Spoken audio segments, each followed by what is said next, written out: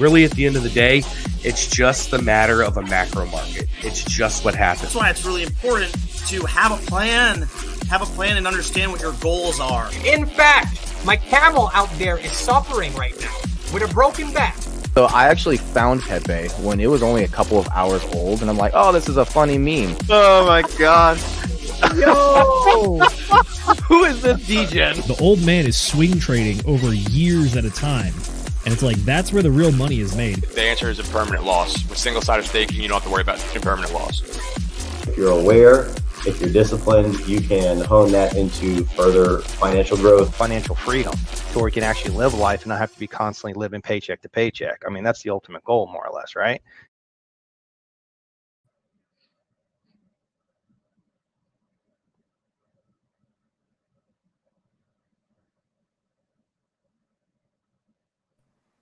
Ladies and gentlemen, boys and girls, crypto degenerates, ducks and squirrels, welcome to this fantastic mobile episode of the DGen Roundtable. Pretty much every single one of us is not where we're supposed to be. I'm on the road, pulled over in a truck stop so that way I could use my laptop and shit. Zenith is over hanging out with Crypto Kool-Aid down south. Oh shit! Oh, Twinkie's where he's supposed to be. Aloha, Twinkie. Jay's having some internet difficulties at his house, and Nate is cruising and bruising as well. So this is going to be an interesting episode. So thank you all for coming and joining us on this super cool episode. We got some cool shit we're going to talk about tonight. We're going to talk about CZ getting sentenced, Roger Ver being extradited, the ETH ticker listed on DTCC, PayPal, and crypto, and BlackRock, and Tornado Cash. All sorts of cool things going on tonight. So thank you for joining us. Twinkie, thank you for joining us as well. I want to say thanks to all you guys that are watching us live, our loyal fans, subs, and cool cats and kittens. Moving right on into the introductions, I want to go ahead and introduce to you. We've got Zenith, my fancy co-host. We got Twinkie. We got Agent J. We got Nate McGettit. And then we got Josh producing in the background. Thank you all for joining me today. Gentlemen, I'm going to ask you all what is new and exciting with you. And can you give the folks at home a brief introduction if they might not have seen you before? Starting off with Mr. Zenith. What's going on, bro? Who are you? And what's new and exciting with you? Good to see you, my man, even though I last saw you, 3 hours ago, I think I want to say? Yep. Yes. Yep. Hi, everybody. I'm Zenith. I'm kind of a jack of all trades around here and traditional finance and macroeconomic specialist, along with uncertified legal analyst, but that is a lot of what I do as well. I read boring court cases and try to bring you just the sauce. Outside of that, I'm actually in Texas this week. I was hanging out with Will before he got called away on emergency, and our fantastic host, Crypto Kool-Aid. If you didn't catch our private Telegram stream last night, we talked to Crypto Kool-Aid, who is one of the developers and founders of the GIFT token and Project Pulsar. So he was giving us the sauce on that.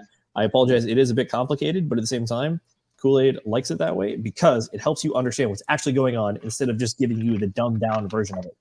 So it was great seeing everybody last night, and we are happy to be back on the show today, hanging out and talking about all the stuff going on. I'm going to pass it over to Mr. Nate McGettit. How's it going, brother?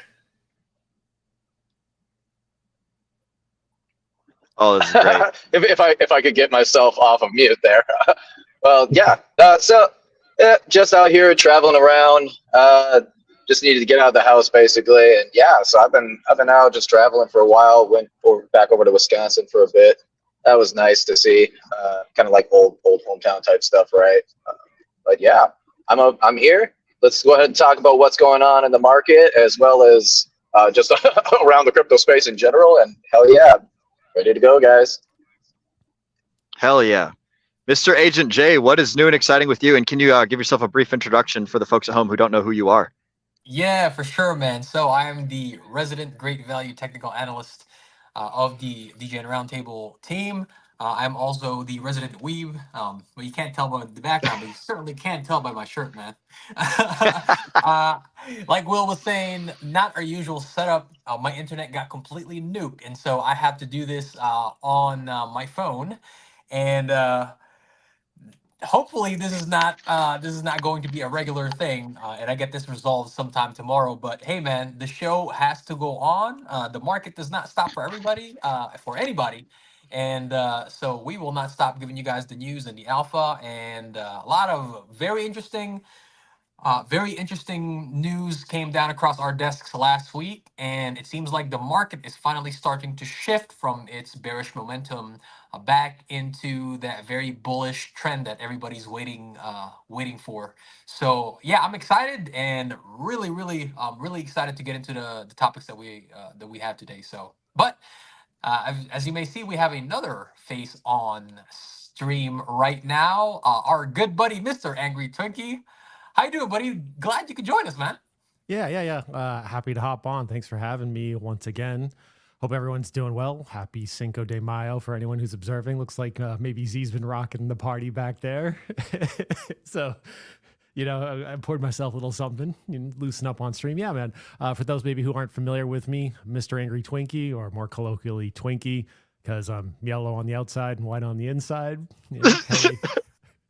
But outside of that, in a prior lifetime, I was a professional musician, been embracing that aspect of it in conjunction with doing some streaming, some crypto FA, a little bit of TA, looking at some different market cycles and happy to be on yet again. And certainly a real interesting series of events over the last week or so. I mean, it's always interesting in the crypto space, right? It's one of the nice things about being in the space, aside from charts and numbers go up, there's never a shortage of things kind of moving and going on, and no shortage of things to talk about. Mm-hmm. This is very true. Twinkie, it's really good to see you. And for anybody that's already in the crypto mindset course for this upcoming quarter, Twinkie is being a good shepherd and helping rope in the new people and get them up to speed. So he's doing some public service over there. Make sure to log those hours. Yeah. Thank you. One of the things I appreciate about the DRT team and a lot of the folks that travel in a lot of the same circles we travel in, be it Pulse Chain Community, DRT, Crypto Mindset, all of us in some way, shape, or form were helped, and we all try to help everyone who's coming after us. And I think that's such a huge, important part of the space, because Lord knows there's going to be a lot of people who need help in the coming days, weeks, months, and years. You are absolutely correct. And speaking of helping folks in things, I want to do a quick little community shout out. I'm getting some comments in the chats that my mic is hot. I might have been yelling a little bit in the beginning there. For everyone on the panel, is my volume a little bit louder than anyone else's? I've moved the mic a little bit further away, and I'm talking a little bit quieter now. Is that better? You're good here. You sound okay. You're not clipping or anything. At least not on my end. Sweet. Chat, if there's anyone in the chat that I am still loud, make sure to let me know, and I will adjust my volume as necessary. But we're gonna go ahead and say hello to the fam in the chats. Coming up first, we've got Mr. Centurion 54X, or Kenturian as I like to say. Gonna crack a cerveza for this one. What is going on, DGens? I believe later on he upgraded to some tequila, so good choice there, my friend. I do like me some tequila. Next up, we got Hex Glenn. Aloha, Will. Aloha to all you guys in the chats. Then Brissology, say let's go. Fucking love it. Tam, what's up, fam? Tam, our very favorite cheerleader. Good to see you again, as always. Then we got Mr. Danny Ortiz. Hello, everyone. Just made it in here. Excellent, and excited to see you, Danny Ortiz. I believe we've seen you before. And if not, welcome to the chats, bro. I love it. And then finally, Moonmutt. Good to be here with my Hexkin friends. I've met Moonmutt over in one of my IRL meets over in, I believe it was Missouri. It was a kick-ass time. I had such a good time hanging out with all of the cool Hexicans over there. So most excellent to see all of you guys there. And that concludes our chat. Oh, we've got one more. Mr. Gifford, where my dudes, what's up? Shaka to you, my amigo. Glad to see you in the chats. We had an excellent stream yesterday with your good friend Crypto Kool-Aid. Man, that was dude, it was just an excellent time hanging out with him. He is such a cool man. I love every time I go over and visit him. I didn't have the opportunity to bring him his favorite calzones, but what a cool guy. You guys are making some excellent projects over there. I super duper love to see it. Happy Cinco Crypto Stylist. Oh yeah, well shoot, I guess it is almost, it's 5-5 today. Look at that. If we just started the stream at 5:55, I guess for the folks that are over in, what would it be, the Pacific time? At some point in time, they'll have a Cuatro Cinco at 5:55. But anyways, we're going to hop right into the topics of today. Mr. Zenith, are you ready and able to pull up some TA? And then Twinkie and Agent J, if you guys are interested in commenting on TA as well, I think that this would be a good portion of the show. Sure.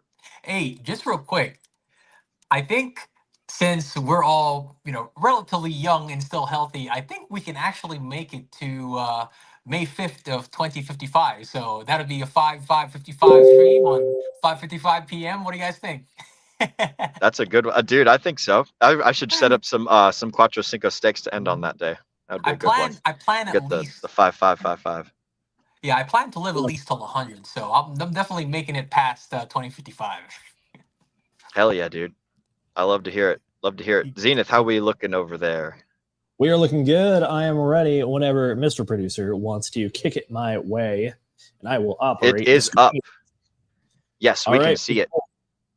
Excellent. Ladies and gentlemen, we have the Bitcoin chart, and we're going to be looking at what I believe we have confirmation of the start of a new 60-day cycle.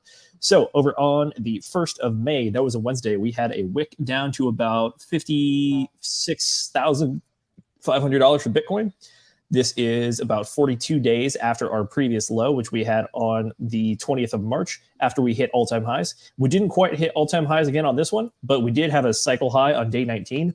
So this looks like a very classic left-translated cycle.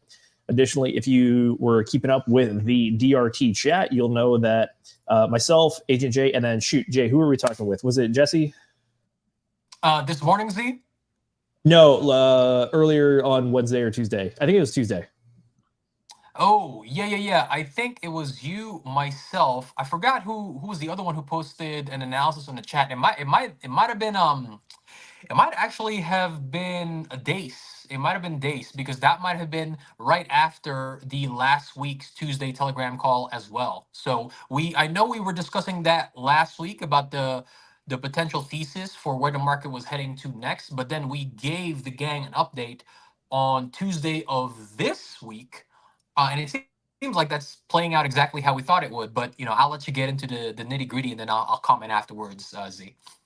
For sure. I just wanted to give people their due and let them know that we see all of the stuff that they're doing in the chats. So back to the charts, if you don't mind. Oh, good sir. There we go. Yep. So we had our wick down to about 56,500. We didn't quite get into the oversold territory on RSI for that wick low. However, we have started to recover since then. And notably on the moving day averages, we did compromise the 111-day moving average.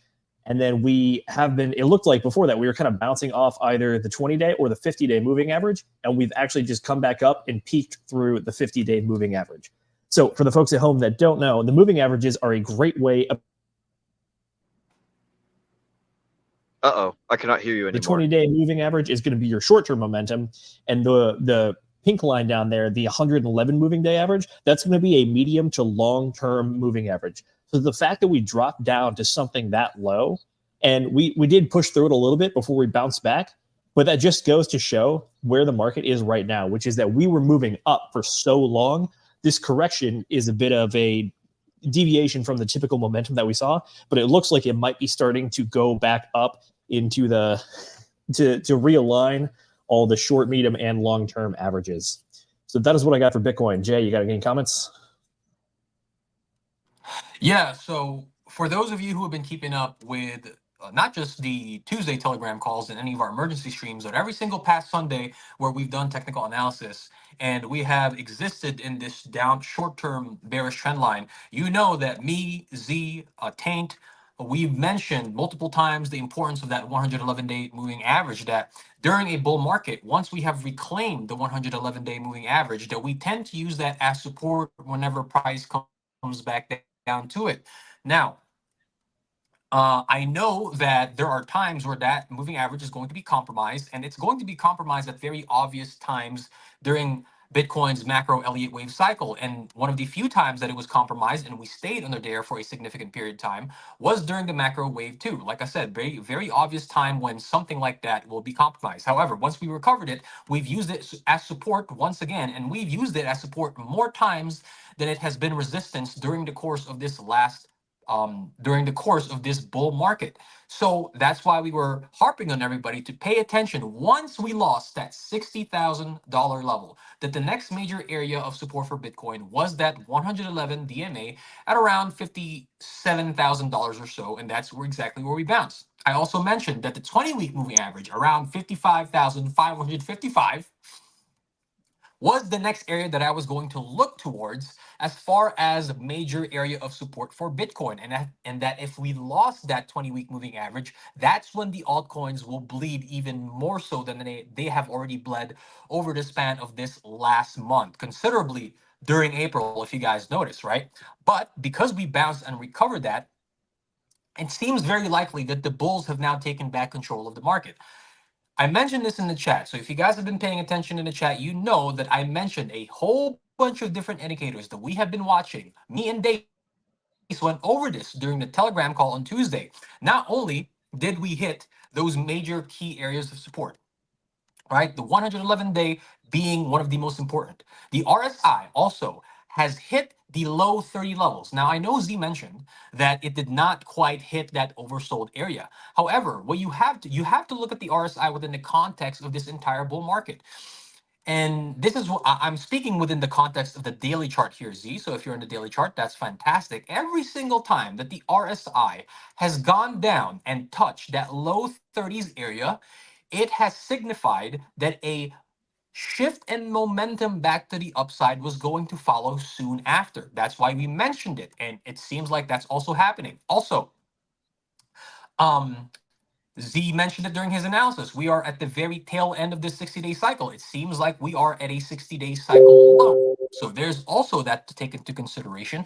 Plus, another important macro sentiment factor is the fear and greed index. If you guys notice, we have not gone below 50 on the fear and greed since the beginning of this year, right? When the ETFs were released and every got super perma bullish because we just hit all-time highs soon afterwards, right? We dropped below 50 back into fear. So that's another indicator that we were watching for, that we were telling us, okay, the momentum might start back shifting to the upside. The final thing that I want everybody to pay attention to, and this is probably something that you should consider adding onto your analysis, even if it's just something that you keep on the side and look at every once in a while, look at the open interest, right? The open interest is basically, in simple terms, it's the amount of leverage people are taking within the market, right? It's a proxy for how degenerate people are being in our current market. And that was at its peak at the time when, not, believe it or not, it peaked not during all-time highs, but it peaked soon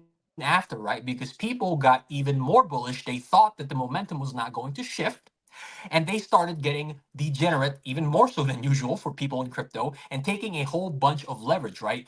And what you've noticed, right, when you take a look at the open interest chart, is it has dropped down precipitously along with the sentiment of the market, which means people are now scared to take leverage. All of these different things in confluence with each other were telling us, which is why we jumped on it on Tuesday, that the market might potentially shift back to the upside. And it seems like that's the direction that it is going right now, especially with such a strong weekly close. We closed the week green, so we recovered that weekly open that we lost during the open, right? And we also recovered the monthly open as well. So all signs currently point to me that the bulls have taken back of the market. And I know Z doesn't have this in the chart, but you could probably see this even without the indicator, right? There's this, oh, there's the open interest right there. See how the open interest has dropped precipitously from its top, like around March, early April, right? So there's another thing that you guys should probably consider adding into your things to look out for when putting your finger on the pulse of the market, right? Because if people are not being as degenerate as they usually are, that means nobody's taking leverage and people are scared, right? But yeah, the last thing that I wanted to mention, that there is a very clear channel that Bitcoin has been trading in since that all-time high of about 73,500, I believe it was. And other analysts, including myself, were waiting. Which direction was price going to break? Was it going to break that channel to the downside, or was it going to break the channel to the upside? And because of this strong week close, it is very obvious. Not that one. That's one channel, Z, but I'm talking about that downwards parallel channel. There we go. Right. See, if you, yep. There you go, senor. That's it right there. A lot of people were watching this channel. Was price going to break to the upside or going to break to the downside, right? You see that Bitcoin has touched this channel multiple times, and the bulls were the first to make a move and they reclaimed it, right? Not by much, not by much, right? We'll see if they can maintain the momentum to the upside, or are we just going to keep consolidating sideways? But right now, all indicators, at least the ones that I'm watching, point to the bulls taking back control of the market. So that's basically all I have. Sorry, I can't do things on my chart. I can't do charts on my phone, so that's why I'm relying on Z right now. But Twinkie, did you have anything to add to the analysis as well? No, not as far as the charts directly. One of the things that did jump out at me this week was I was looking at the year-over-year M2 money supply. It has generally been trending positively. It's still been below prior years at negative rates or negative percentages, but it has been trending upward since roughly April 23. It is currently just slightly below zero at negative 0.29%. for March 2024. So I suspect on the next publication, we'll see it's now flipped positive. And we have not been positive since really late 22, maybe November 22. So I think we continue to be pushing forward towards a more bullish market. Hey, Twinkie, quick question for you. Why is taking a look at the M2 money supply important when considering the momentum of the market? And why is it so important that it's going to flip positive, since it has not been a positive up, I believe you said November of 22? Was that correct? Correct. So for me, well, it's a good question, Jay. And it's one of the things I've been trying to educate myself more on over the last, well, especially over the last few weeks. As I know in the DGen Roundtable chats, we were speculating about some things with the Japanese yen and US treasuries and potential cascading impacts. For me, it's a question of overall liquidity, both in terms of US dollar as well as globally, and the intersection of M2 money supply, US treasuries, savings, what sort of ultimately money people will have to move into and out of the market. So you can see over here, again, the stat I am quoting is from, let me just pull this up, a site called Y Charts. And again, it's looking at year over year M2 money supply. So it's on the verge of flipping positive, which it has not been since late 22.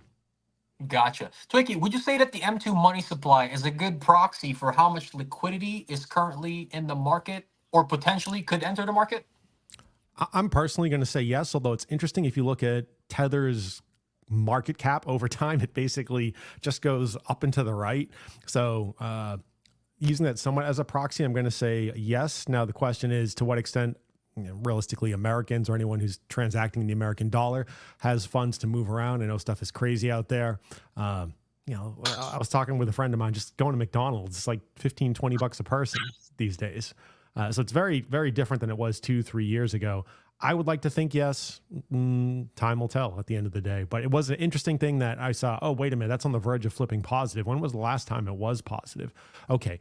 It was late 22, and up until late 22, especially if you look at that 20 to 21 run, you can just see it's basically grinding or skyrocketing up and to the right. Of course, we know there's a lot of money printing going on.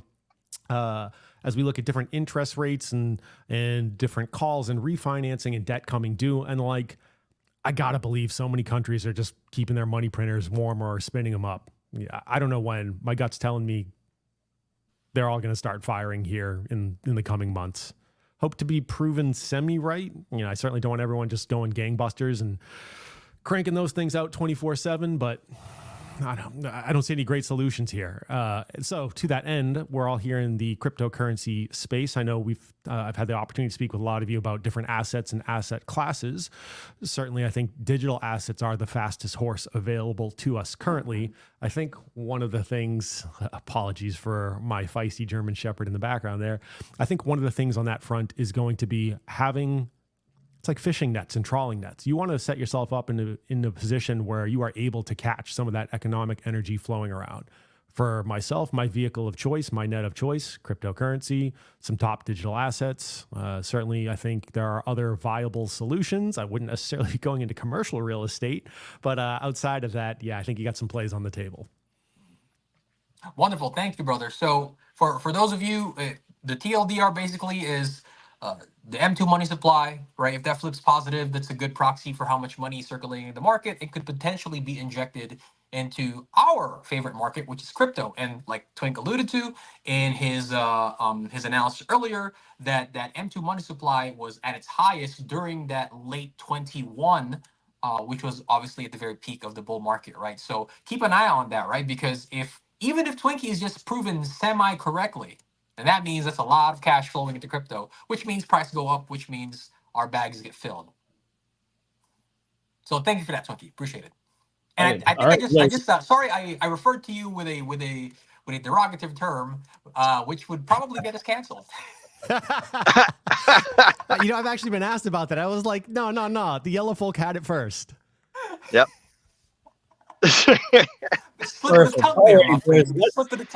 look at a few other tokens and talk about what they're doing at in the current point in the market.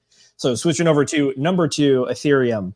We also saw a Ethereum recent low of about 28,000 on May 1st. Notably, by the way, this is the day that we did have the Fed meeting and Jerome Powell came out. I do have a fun little chart to show everyone real quick.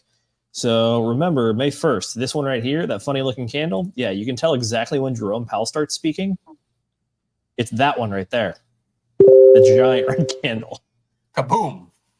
Yeah, so the traditional markets we're not happy with Daddy Powell coming out and saying your rates are staying high. Fuck your puts, foot your calls. Jerome Powell has you by the balls. Yep. So that's what we got there. Yeah, go for it. Well, no, I don't know why.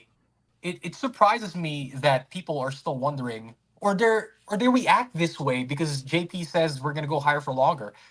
Forgive me if I'm wrong, but that narrative has been Mr. Powell's narrative for quite a few FOMC meetings now. And so for him to tell you that interest rates are going to be higher for longer, especially when you consider the CPI numbers and the jobs reports that came out over the past few months, were you really surprised? So like the fact that the market still reacts the way that it did, I mean, I'm happy about it, right?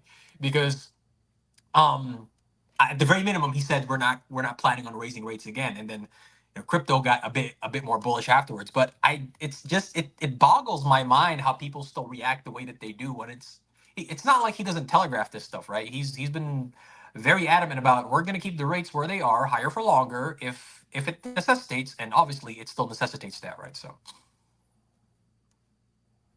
sure does. All right. Anyways, back to the ETH chart. We got distracted there with our favorite topic, aka the Fed.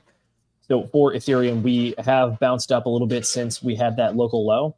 And then in regards to how much of a drop we had, this is one of the things that we were talking about earlier in the chat this week, which was that when we had that Bitcoin drop, previously, when we had that big red day from all the Hamas-Iran stuff going on, the altcoins bled significantly a lot more percentage-wise than Bitcoin and Ethereum. However, when it came to this most recent drop, it actually was pretty proportional across the board, which was that Bitcoin went down by about 10% ish, I want to say. And then Ethereum had a similar move. And then all of the altcoins had something similar as well. 12%. Yeah. So across the board, it seems everything reacted pretty similarly in that regards. Do you guys have any thoughts on the Ethereum market? So for me personally, it didn't surprise me that Ethereum reacted the way that it did, right? But however, you mentioned that on the last drop for Bitcoin that ETH dropped a bit more proportionally than it did. I think this is probably a good transition to one of the first topics that we were going to speak about, was that it did not affect it quite as significantly, right? And I think that there was a slight bullishness. Wow, sorry, my English sometimes, Asian. There was a bit of bullishness for Ethereum before that next drop, right? And I think that's precisely because of one particular reason, is that Franklin Templeton's Ethereum ticker, EZ, EZET is the ticker, got listed on the DTCC. That is the Depository Trust and something rather. I forgot what the CC stands for, but it's the DTCC. So if you guys like to transition over to that, unless you had a little bit more to add to it, Z or even Twinkie, because for me, pure speculation, that's probably what held Ethereum up so close. Because that $3,000 magnet was that $3,000 level was a pretty big magnet for Ethereum. It did not drop too far below that. I think the DTCC listing, the ETF ticker listing, had a lot to do with it. I just wanted to touch on a few of the other altcoins and our favorites around here. But yeah, other than that, we're pretty much closing out TA. I just wanted to say that the Bitcoin 60-day cycle was something that we've been hunting for a good bit. I know once we hit all-time highs, or do we actually have that correction? And the answer that I think a lot of us here arrived at was that this correction over the last month or two has honestly been it's been a bit of a fresh air, and it's put some hope back into the narrative that we're not going to short cycle, and we're actually going to get that full 4-year pull as opposed to going too high too quick. So with that being said, I mean, nothing we ever say here is financial advice, but at the same time, if there was a decent time to get into the market over the next 60 days, you're going to have a hard time beating right now, probably. So altcoins included. So depending on what you're looking at. I was onboarding capital over the past 2 weeks because I was like, okay, I'm not gonna get caught with my pants down. I'm not gonna have Coinbase and any other exchange hold my funds. So I was slowly but surely dollar cost averaging dry powder into these exchanges, and sure enough, my funds were not held, and I was able to buy and send off immediately. One last thing about Ethereum, though, guys. This was something that we spoke about months ago. This was actually on an analysis that we did for Hex. Remember, I pulled up the liquidity, the V3 liquidity chart for Ethereum.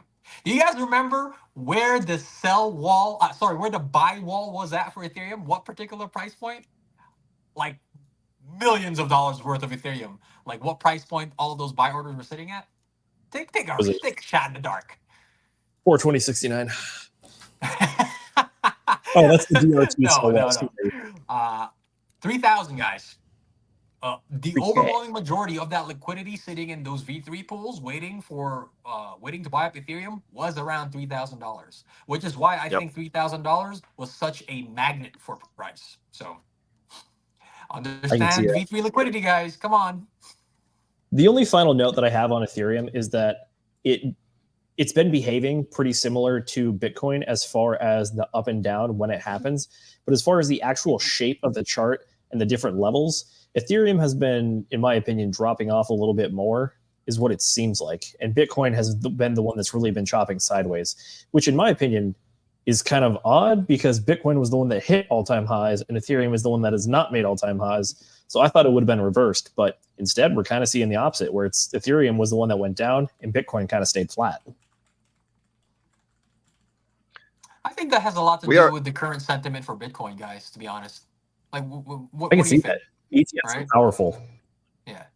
You know, and considering also, I mean, just look at the turbo bullishness. Ordinals and then now Runes. I mean, the Runes was released, I think, right at the halving.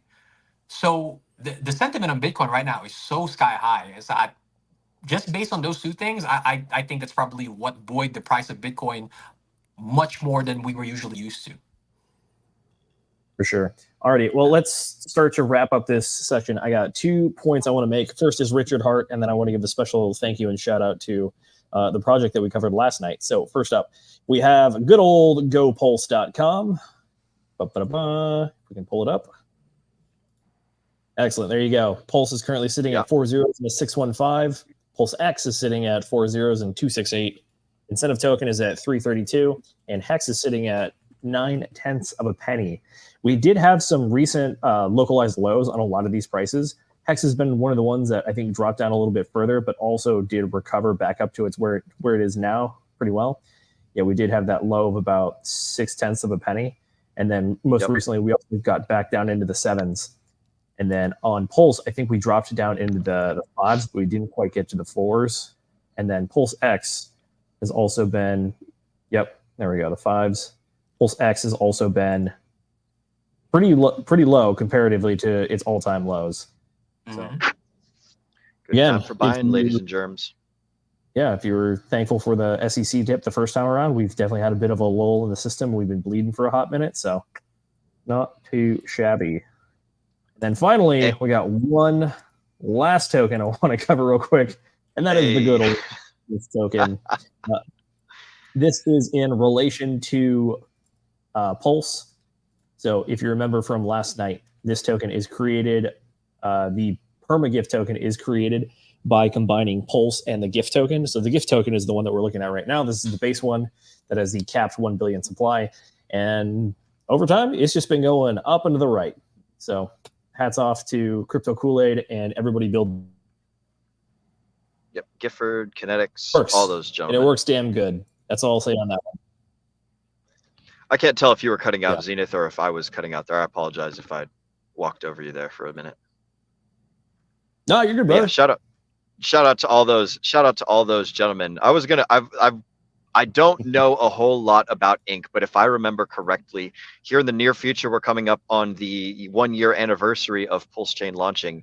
And if I'm not mistaken, I think that the Inc issuance happens at that point. I'm not positive if it does or not. I know that it's got the availability to Haven written into the code. I don't know if it's set in stone or something like that, but that's something to be aware of for all of you guys out there that are holding Inc. Is this could be a potential fluctuation. Again, this is me like relying on my peanut brain memory here. I don't remember if it does it specifically or if it's just that it's something that can happen. But that is something that is to be considered with the incentive token as well regarding the Richard Hart ecosystem. Mm-hmm. I've been looking for documentation on this, but I believe that you are correct, which is that Pulse X incentive token rewards for the V1 farms, they do have that halving built into them, and it's on an annual basis instead of the 4-year basis. So it's crazy to think that we're going to be hitting 1 year in 5 days from now. Keep in mind, it operates on Zulu time, aka Greenwich, England. So at 6 p.m. Mountain Standard Time, that's what I operate out of. That is when we have that shift over. So on Friday afternoon, we should be celebrating 1 year anniversary of Pulse Chain. You know, now that I think about it, we start our streams at 0 UTC, don't we? Pretty much. I think, yeah, we do, don't we? Yeah, because it's 7 Central where I'm at over in Texas, and I think that's 8 o'clock Eastern. Over I'm pretty sure that we start our streams at 0 UTC. What about that? Look at that. We might be the first to tell you guys, or who knows, we might forget. But in any case, let's take a look. We're gonna switch on over to articles. I'm gonna do a quick chat shout out. It looked like we had one earlier. It might have went away, but shout out to all the new folks that are in the chat. I see we got Dre Sims in here. We got SMO Spider. I don't mean to. Oh, look, and then the Mo as well. Crypto Corey Ipto Stylist.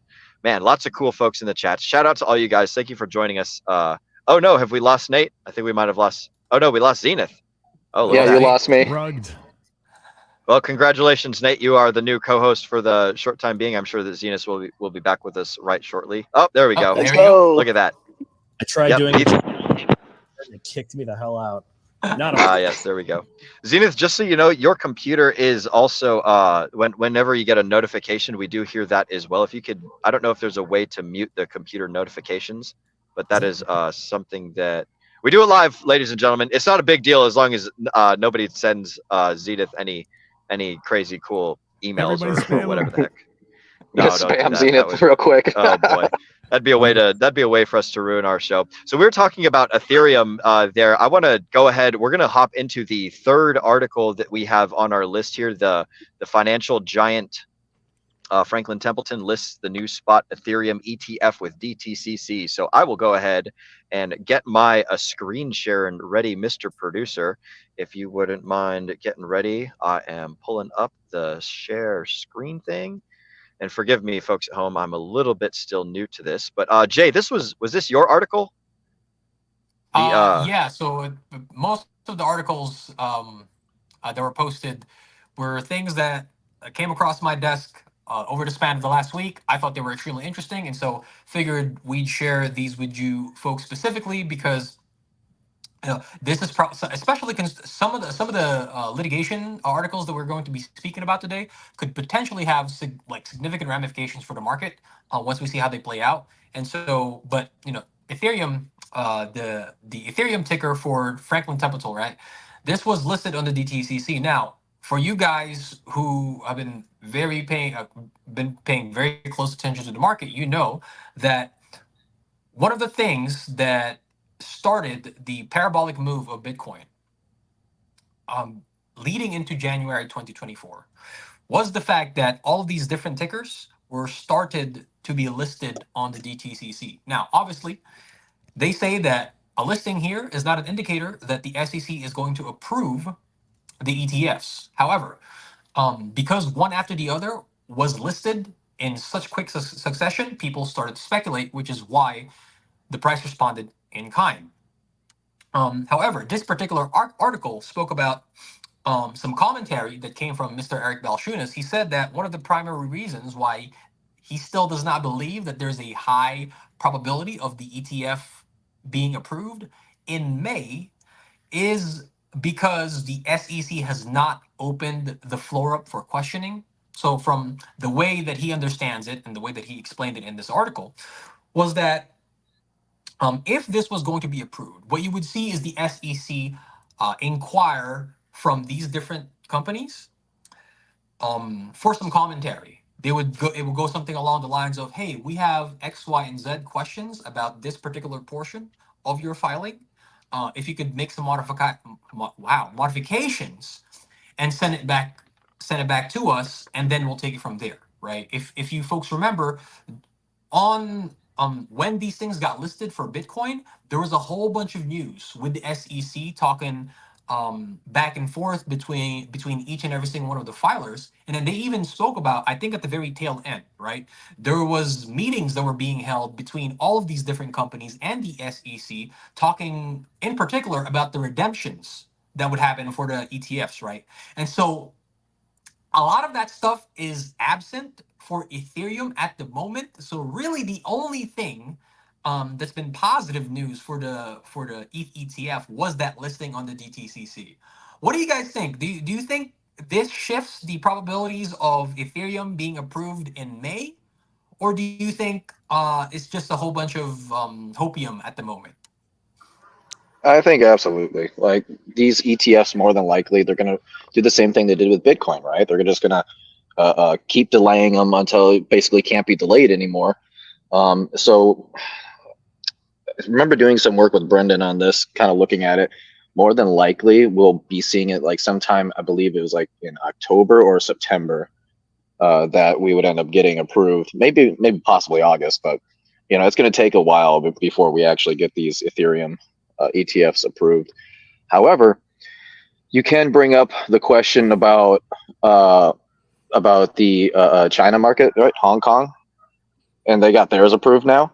So it's like now there's almost like a little bit of a race going on, you know, for the Americans to now get their ETFs approved. Yeah. Yep. How about you, Twinkie? Z? Any thoughts on this? I don't think it changes the probability. I think it's a sentiment indicator. And so they have a certain level of confidence that this will be forthcoming or ultimately be approved. Maybe not imminently, but soon on that one. So for me, it's a sentiment indicator. And I agree with what Nate said.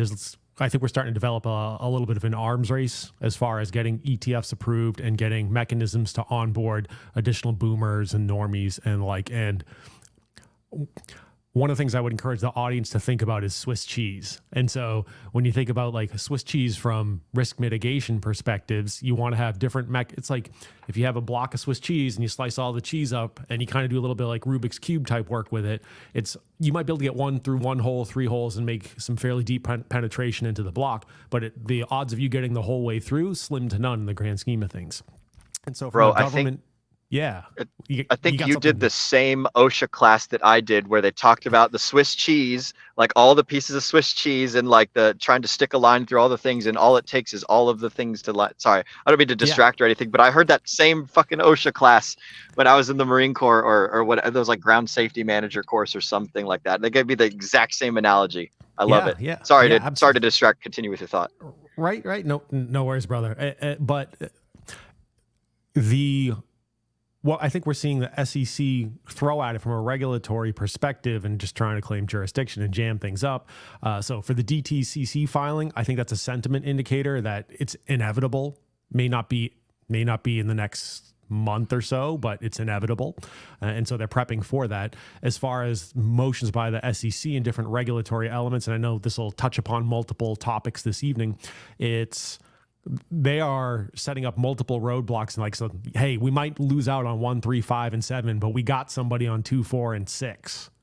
So it'll be interesting to see how this continues to develop in the North American market on that, because certainly we don't want to squash the innovation. We don't want to squash the economic energy. Anyway, Z, you got something, brother? Yeah, August 7th. I think that's the date. If you force me to put money on it, that's the date that I'm going with. It's either this month or it's in 3 months, pretty much, because if you look at the calendar, there were three of them that were supposed to be approved before the end of the month here. That was VanEck, 21 Shares, and Hashdex. And then there's 2 big boys in August, and that's BlackRock and Fidelity. If I'm a betting man, I'm going to go with BlackRock and Fidelity on this one. Besides, I think all the indicators that we've seen so far out of the SEC point to just delay. Oh no, he got rugged again. I think Z's having the same issues that I had before. I know the same. Yeah, I know the saying is it's the straw that puts the camel's back, but BlackRock and Fidelity at the same time is kind of just like smacking it with a sledgehammer, in my opinion. So I think that's probably going to see that's going to be the date that we'd see it. All the indicators that we're getting, though, are pointing that things are in motion. It's coming. We don't know exactly when, but we have a range, and it's going to be somewhere in that range. I just think it's going to be at the end of the range.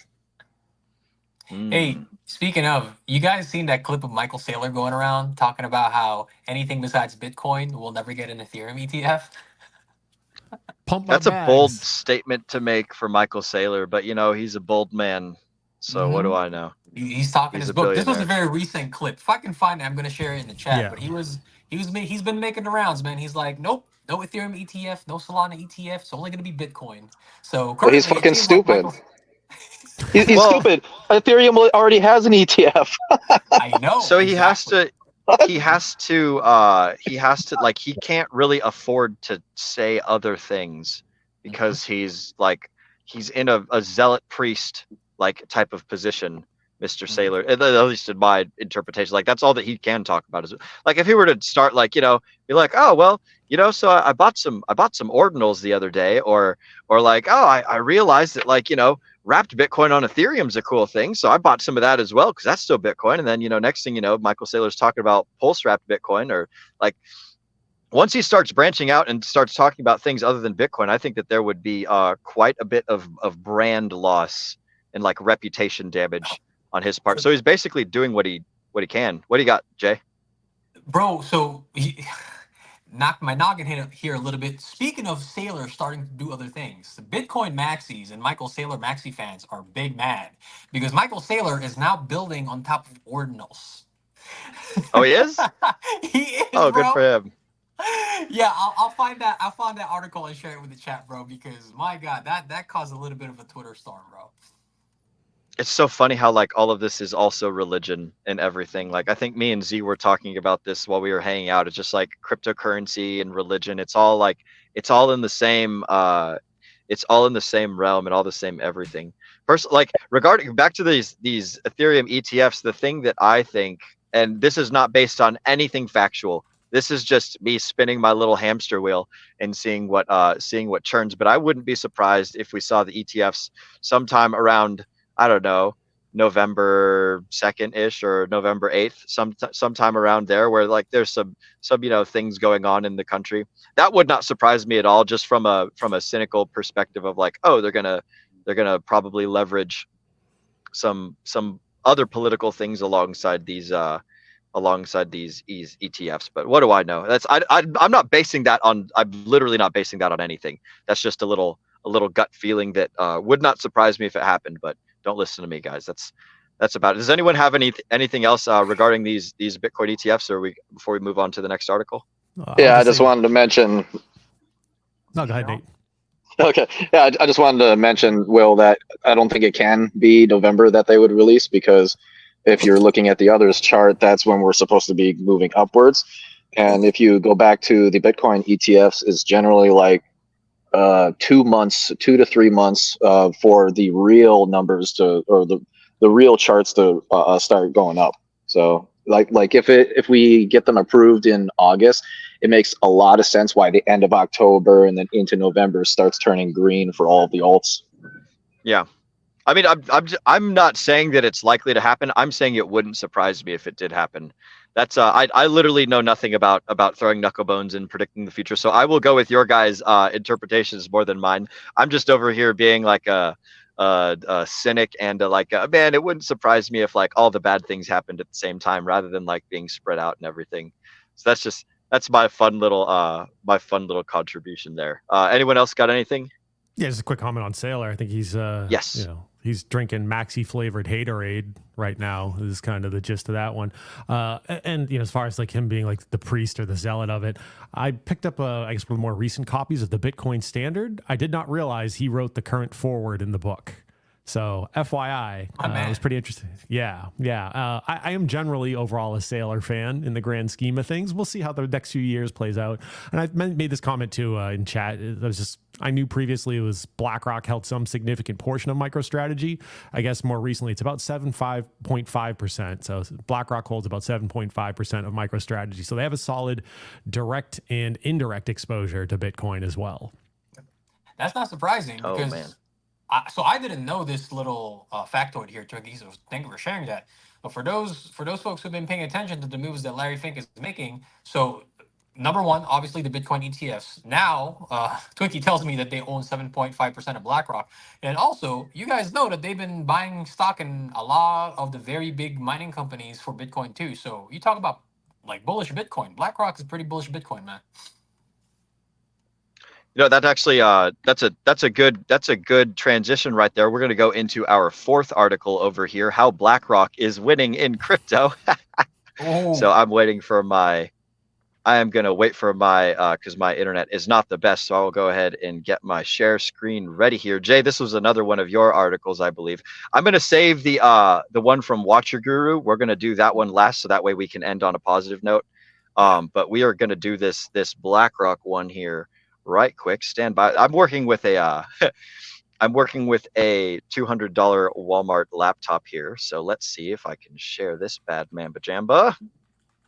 Boink. Well, Will, the Watcher Guru clip for BlackRock, these actually go hand in hand. So the Watcher Guru clip is basically just a trailer of the investing conference that BlackRock held. This was not open to the public, right? This was a private event, and I don't think the media was able to get in either. So this was like a completely private event just with BlackRock and their friends. And this was basically BlackRock saying, hey, man, let us show you how to invest in Bitcoin and why you should invest in Bitcoin. I'm going to stop sharing screen for a second because it's wanting me to put in my freaking email address in order to read this article. Jay, can you do a summary of this? I guess you just did, but I'm kind of scrolling through it. It looks like it's paywalled.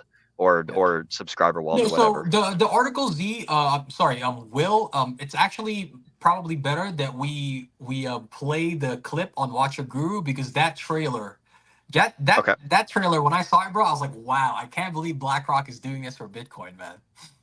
Okay, I am working on sharing the screen for that. This will be my first time playing a video or doing an audio thing on StreamYard. So let's see. Watcher Guru, this just in. Oh, so while the folks are waiting for my super slow computer here to pull this article up, it's a pretty good article about how, like, basically, oh, geez, I just got the black screen of death. Not sure what's going on there. But what's going on with this article is it's basically PayPal is allowing folks to buy cryptocurrency other than just Bitcoin and Ethereum on their site. You can now buy Solana. Oh, there we go. Perfect timing. You can now buy Solana. You can now buy Cardano, Polkadot, Chainlink, Shiba Inu, Dogecoin. And this is all through the MoonPay product. I think I have the share screen up, Mr. Producer, if you don't mind. Sweet. I can see it on my phone. Excellent. So, Jay, you said that there was a video on here. Is this the Watcher Guru PayPal? Is this the one you were talking about? Oh, no, sir. So the one that I linked to should have a trailer. I'm not sure if it posted there, Will, or updated before my internet rugged on me because I was compiling some of the videos last evening. But so that particular PayPal article is just showing. So the reason why I wanted to kind of highlight that, right, is because a lot of so it's kind of to juxtapose all of the different news that has been going on with the Department of Justice, particularly the article with Tornado Cash that we're going to be speaking about. But Yeah. And obviously the SEC saying that everything besides Bitcoin is a security and falls within our jurisdiction. Now PayPal, as you guys know, is obviously one of the largest fintech apps out there, right? They're a payment processor. People have their on their phone. It's kind of like Cash App, like Venmo, etc. And so for them to start listing all of these other tickers, right? All of these other assets for sale under their platform speaks volumes, right? Because obviously PayPal is a regulatory, it's a federally regulatory and regulated entity. And so if they had even a small confidence in these assets being securities, they, at least me personally, right? And you guys could give me your thoughts on this. I don't think they would have taken the risk and listed these things onto these platforms if they even thought that there could be a slight possibility that this could be a security, right? It's the reason why a lot of these cases. Remember when Coinbase's motion to dismiss was dismissed? And the reason for that was because Judge Torres was like, well, there's a reasonable doubt that these assets could be securities, and so we have to move forward with the litigation process. So the fact that PayPal is listing all of these different assets for purchase in their on their app tells me that they might have a little bit more confidence in crypto than otherwise you would believe from all of the ongoing cases that's being processed right now. So like, give me your thoughts on that, fellas. Well, I just like the idea personally that like we can like there's more options, there's more onboard points. Like even if it's PayPal, which I'm not terribly fond of, I don't care what the system is. If there's more ways in that can then like the more onboarding options, the better. And even if PayPal is not my favorite thing to choose, and these aren't my favorite coins, it's like I can still use them to buy other coins.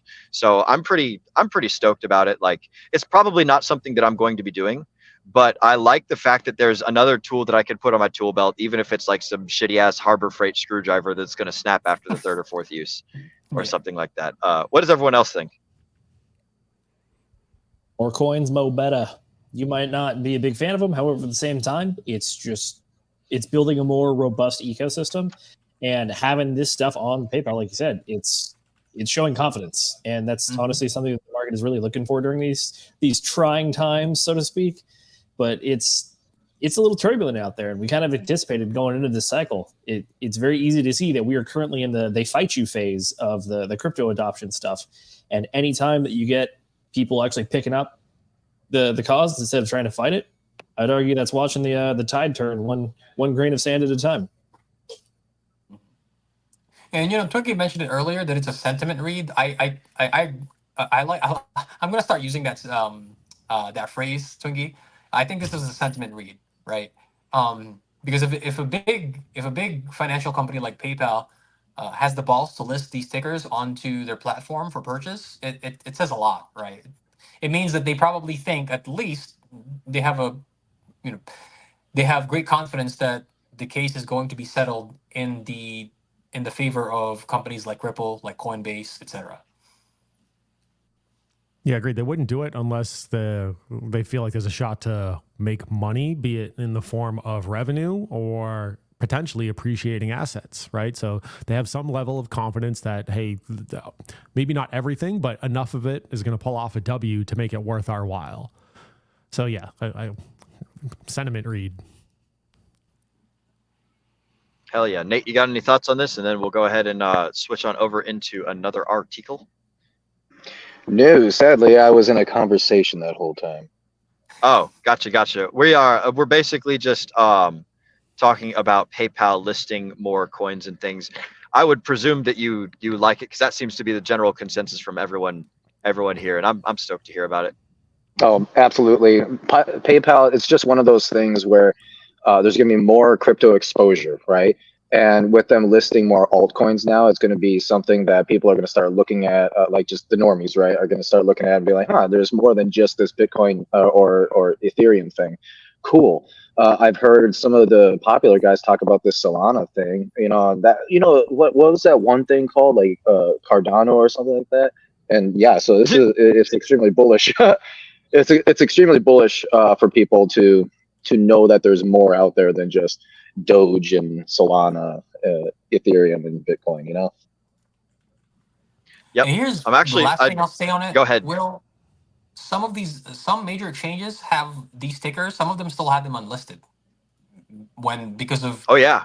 when Coinbase was served by the SEC, and hey, X, Y, and Z tickers, we think they're securities, take them off, right? Coinbase took them off. Some exchanges still don't have these assets on, but PayPal do. But now PayPal does. So it's a sentiment read.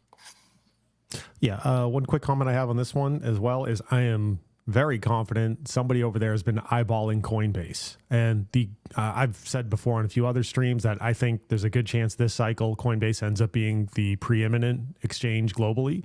I think they're trending in that direction. Whether or not it'll happen this cycle to be determined, but their revenue growth year over year has just been exploding, and a huge chunk of that has been through Coinbase One or Coinbase Pro or whatever the heck they call it these days, as well as the fees that they accrue and incur for users transacting on the platform. So, hey, this customer may elect to give up $1, 10 cents, 5 cents, whatever. In aggregate, if we're just chipping that off of everyone, that's a real straightforward mechanism for PayPal to continue to boost their fees and profitability. So I'm sure that's a big driver for them as well. Absolutely. And hey, better late than never, man. Still waiting on Vanguard. Exit liquidity, brother. So there's there's a question, or there's a comment that I want to address. Centurion 54X, I should say, is PayPal going to allow self-custody or just own on paper? Will help onboard normies. I just did a quick Google search. If PayPal allows you to transfer your crypto off of the wallet / exchange / their own little custody version, and yes, the Google machine tells me that you can transfer cryptocurrency between PayPal, Venmo, and other wallets and exchanges. PayPal apparently has their own PYUSD, which is an ERC20, so that's pretty cool. But yeah, apparently you can send your cryptocurrency off of PayPal, which I think is fantastic. So it's not like Robinhood where you're stuck just owning a ticker. You can actually get your stuff off of PayPal should you wish to do so. Now I don't know about transfer fees or what they're charging to do that, but that's also bullish. I like it. They were also one of the distribution arms for Celsius. So I think it was them, Coinbase, and a few other entities as well. So is it your own private wallet? No. Is it a custodian solution? Yes, it is. But I was one of the folks who was marginally impacted by that Celsius collapse, and I can confirm basically the PayPal distribution worked. So side note, if anyone was impacted by that, stay current on your emails. You may have some funds sitting out there which you need to go pick up. Yep. That is outstanding. As Miguel says, right? Couch cushion money. So you might have some couch cushion money coming your way. Yep. So keep an eye out. I like it. We're going to go ahead and transition into our next two articles are very similar, so we'll go do those, and then I'll do a round of chat shoutouts. I'm just going to go ahead and read this one out loud. U.S. prosecutors investigate Jack Dorsey's Block over non-compliant crypto services report. So basically, Jack Dorsey is the guy who started Block, which is a company that Jack Dorsey started. He's one of the guys who founded Twitter. And Jack Dorsey also runs Square and Cash App. And basically, the meat and potatoes of this article is that the Southern District of New York, an employee provided, or it looks like New York is going against Cash App and Square for basically mishandling cryptocurrency or misreporting it or something like that. Jay, I believe that you put this article in as well, but I did a quick. Yeah, go ahead. Yeah, so if you look at the article, it looks like there is some stuff regarding allegations against the company involve accusations of processing transactions linked to sanctioned countries and potentially even individuals associated with terrorist activities. According to the former employee, the most transactions discussed with prosecutors included credit card transactions, dollar transfers, and Bitcoin transactions that were not reported to the government as required. So it seems that the gist of this article is that they're going after very specific transactions. As you know, one of the things you need is a money transmitter's license, I believe, in most states to be able to do financial stuff like this. In my opinion, this might be one of those things where Jack Dorsey is kind of just the next in line for the government, which is a giant shooting people machine, to go after next. Because we just saw CZ go to jail, we just saw SBF go to jail, and now we're seeing another one in the crosshairs. I'm not going to call it a pattern, but like, damn, that's 3 points in a row. Yeah, so I completely agree with Z there. One of the reasons why I wanted to highlight this particular article, and I wanted to kind of set it side by side with some of the other stuff that we're going to be speaking about, particularly the one about Tornado Cash, is when you look at the accusations made by the SEC across all of these different companies, you're going to notice that the point of attack is very similar, right? Is that you're using your software, in this case, Block, right? Formerly Square, and you guys are probably familiar. Z said Cash App, and then Afterpay is also one of the things that falls within Square.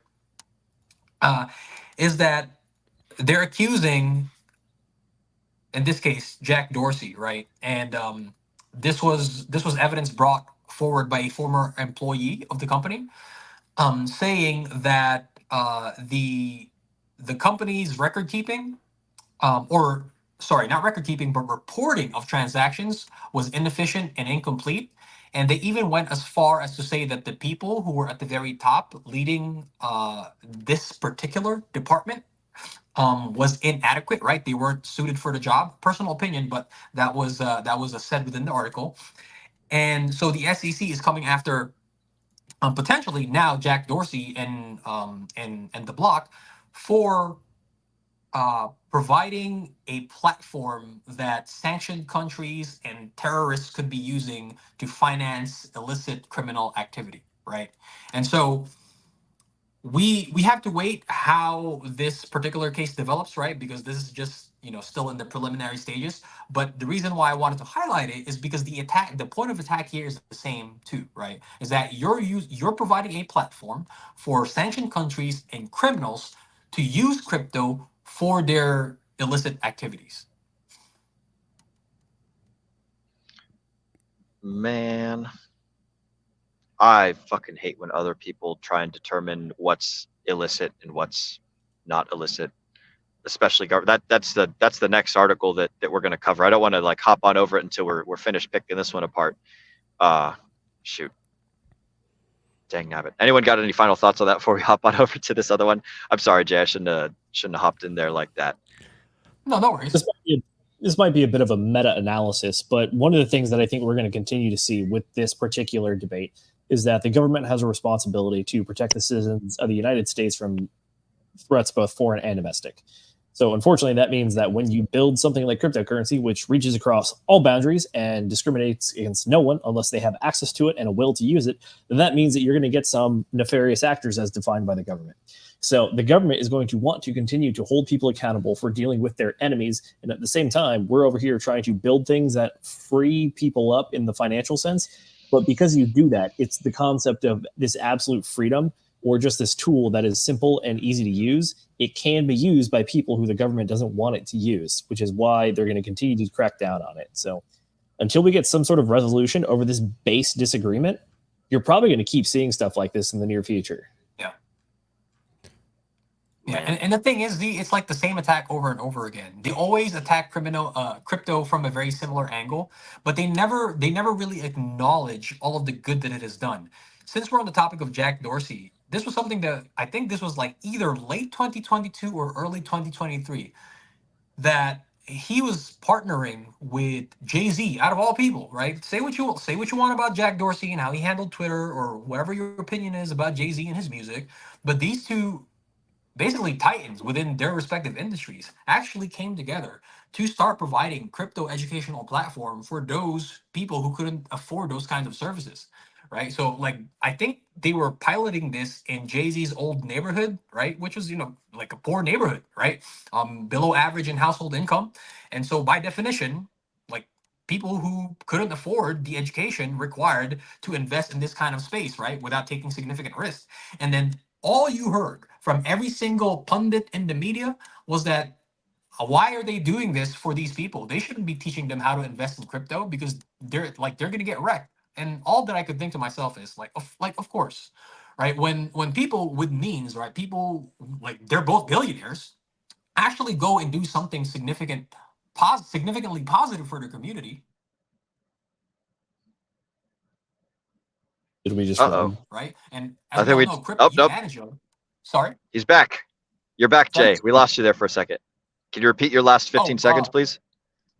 Oh, okay. No, I was just kind of upset at the fact that the government and the media always highlights the bad things that happens with crypto, but when Jay-Z and Jack Dorsey started this education program for Jay-Z's old neighborhood, all they could say was, "How dare you do this? People are going to get wrecked trading crypto," not knowing that crypto is probably one of those vehicles that could provide folks like below the like the median household income in the United States. It could provide them a vehicle to get themselves out of that poverty level, right? If only they knew what to invest in. But that's not what they see. They see that a few handful of people, like Z mentioned, use crypto as a means to conduct bad things, and that's the only thing that they care about. They don't care about the good that's being done with crypto. Yeah, the only thing that they keep looking back at is the freaking Silk Road. What happened there with Bitcoin? It's like, it was so long ago, guys. Please don't equate crypto right now with that. You can't use crypto for anything illegal, because we can just see what you're doing. Like, I don't know why this is still an argument. Can we highlight Chicago Brew's comment here? I want to touch on this really quickly. It's the very last Chicago Moon's highlight. Jack Dorsey is a bad man. He moved to an African nation with no extradition treaty. FYI. So I'm gonna make a subjective comment here. Like I said, you could think however you want with Jack Dorsey and Jay-Z, right? In this case, Chicago Brew obviously doesn't have a very high opinion of Jack Dorsey.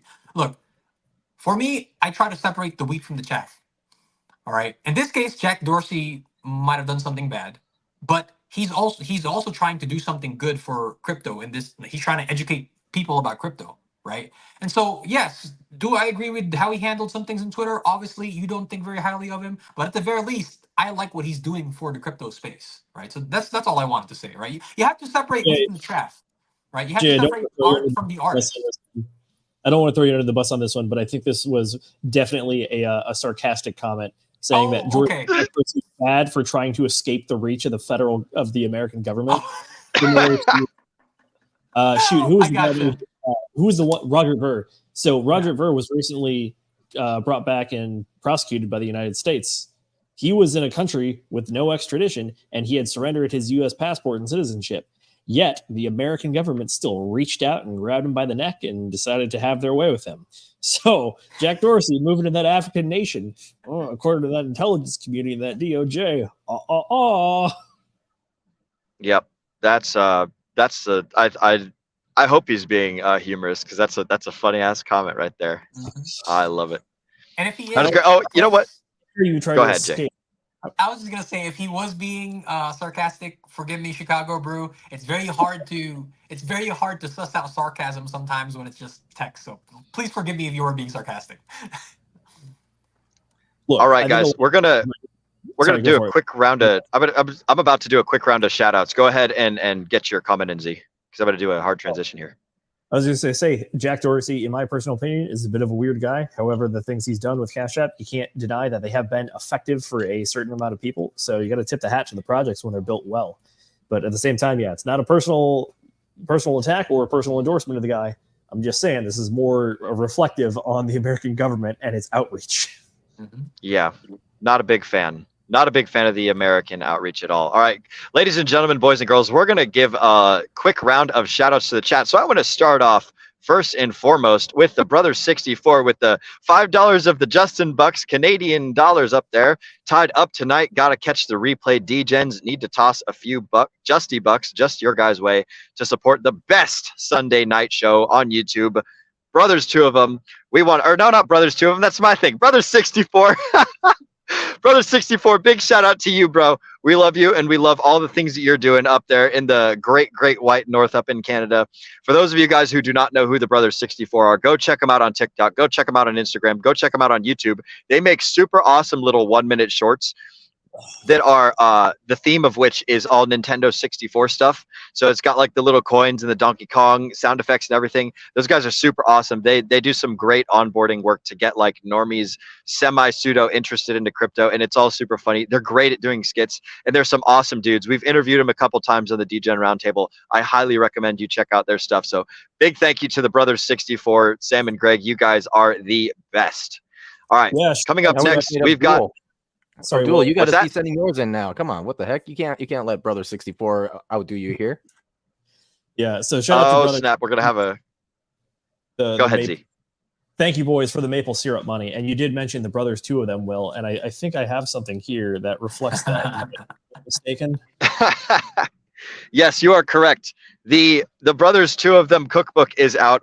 I will do that. I'll shout that out at the very end of the show. But yes, you are absolutely right. Zenith was the first purchaser of the Brothers, two of them cookbook for us to be able to hand deliver.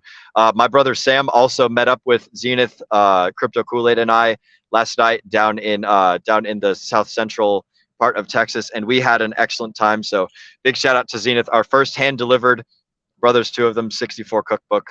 Or not brothers, God bless America. The Brothers, two of them, not the Brothers 64, but the Brothers 64 are awesome people. So just shout out to all the brothers out there. Y'all are all fucking doing great. But kind of the subject of shout outs, we're going to go ahead and shout out the rest of the chats. So first up, we got Funkmaster Hex. It's Cinco De Mayo, baby. I 100% agree. It is Cinco De Mayo. I don't have a drink with me. I'm also driving. I got some cigars, but I'm not going to smoke them. So here's my drink. Shout out to you, Funkmaster Hex. Next up, we got Dre Sims with the Diversity DGen is here. Dre Sims is our diversity DGen. He's our diversity hire. We love you, Dre. Keep doing good things. Next up, we got SMO Spider. Hola, back right at you, SMO Spider. Next up, we got the Mo. Looks like Mo's got a Titan circle around his name. So shout out to all the Titan X folks out there who love watching all the content and love interacting with everyone in the space. I like Titan X when it started. I don't know much about it right now, but I recognize the green circle. So big shout out to all the cool people out there, and the Mo is one of them. Next up, we got Chicago Brew. The notifications are from Richard Hart. Updates of the utmost importance. He's dialed in. Let it play out. So yes, Chicago Brew is correct. Richard gives us some good ass notifications on his Twitter, talking about what's going on in the macro, what's going on with the judicial stuff, what's going on all over the world. Big shout out to the RH. Yeah. What's up? I think that comment was throwing shade at me earlier for leaving my notifications on, but I'm just saying I left them on because Richard Hart is reaching out to me personally.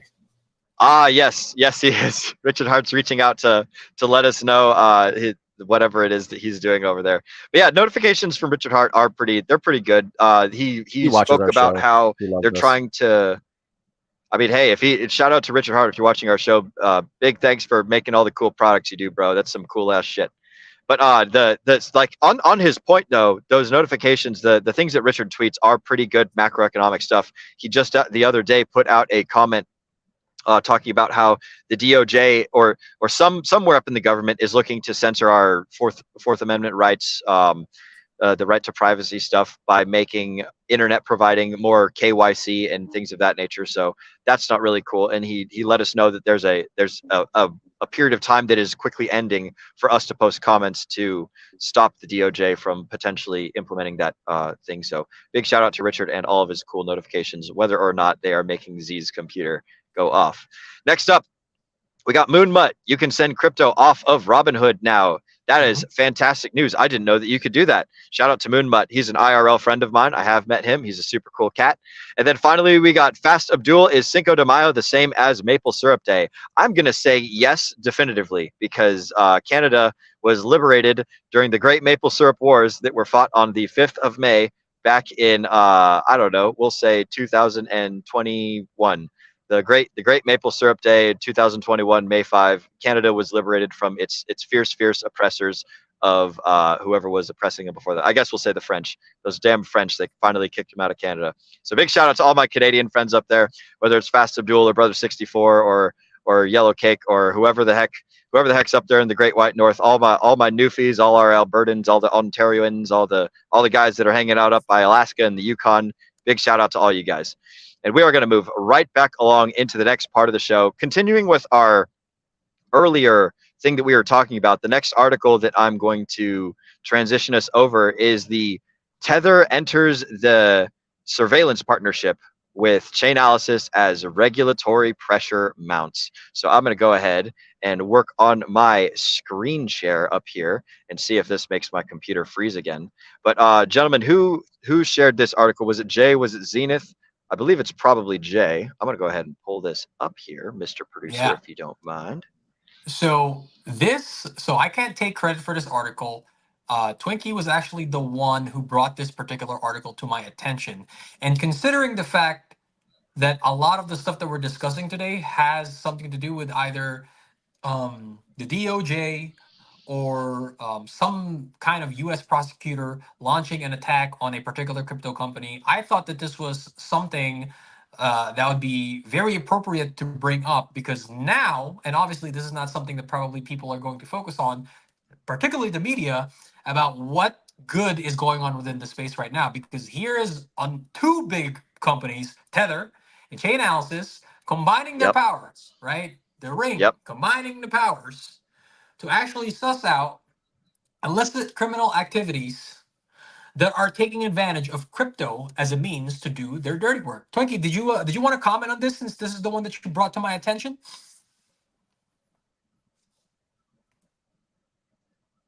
Oh, you're muted, we lost him. Now with 100% less mute. So we were talking about this one. Liz Warren might need to step in. Pocahontas there from my old stomping grounds, since she loves crypto and loves to intervene in everything. But as far as Chainalysis, so my understanding here is Tether is technically based out of the Cayman Islands, so they have historically been able to skirt some level of U.S. regulation and law. But by partnering with Chainalysis for some aspects of these investigations, they are basically going to bring themselves in line with things like, was it Paxos, Circle, and some other stablecoin solutions. Turns out Chainalysis supports or conducts this type of investigation and coordination work with something like 90% of stable coins that are available through different U.S. exchanges and U.S. markets. So I know I've mentioned this elsewhere. I think I've mentioned it on some DRT streams and the like. And I think you see the recurring theme throughout the evening. It's just, even if you're not somebody who has any sort of nefarious intent or the like, it's just going to get harder and harder to be anonymous, harder and harder to move things around and work unimpeded on that front. So that was my key takeaway from this, and the fact that up until this week, I had no idea that they were providing compliance solutions for something like 90% of stable coins. Jesus. Mm-hmm. That is a lot. Yeah, and so I forgot which stream that we spoke about this, but remember when Liz Warren and a few others, who was it, man? It was definitely one of them was most definitely Senator Elizabeth Warren.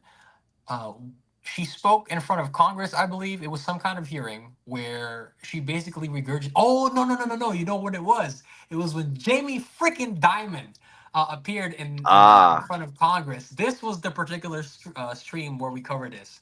And she was, and very rarely were they buddies, but they were buddies in this particular scenario, because Liz Warren was talking about how crypto is only used for illicit criminal activity. And there goes Jamie Dimon backing her up. And then Chainalysis, not too soon after, published a report showing that Hamas, so this was in particular about Hamas, because it was what she was focusing on, that almost zero to no crypto actually went to facilitate any of their terrorist activities, right? And so I thought it's like $600. Yeah, it was some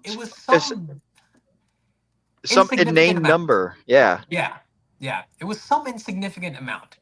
And so again, why I wanted to bring this particular article, and thank you to Twinkie for bringing this to our attention, is that one, Chainalysis obviously is doing good work. Like he mentioned, they are they're working with a lot of these different stable coins to provide guidelines in order to actually work with the regulators, in this case the U.S. regulators, right?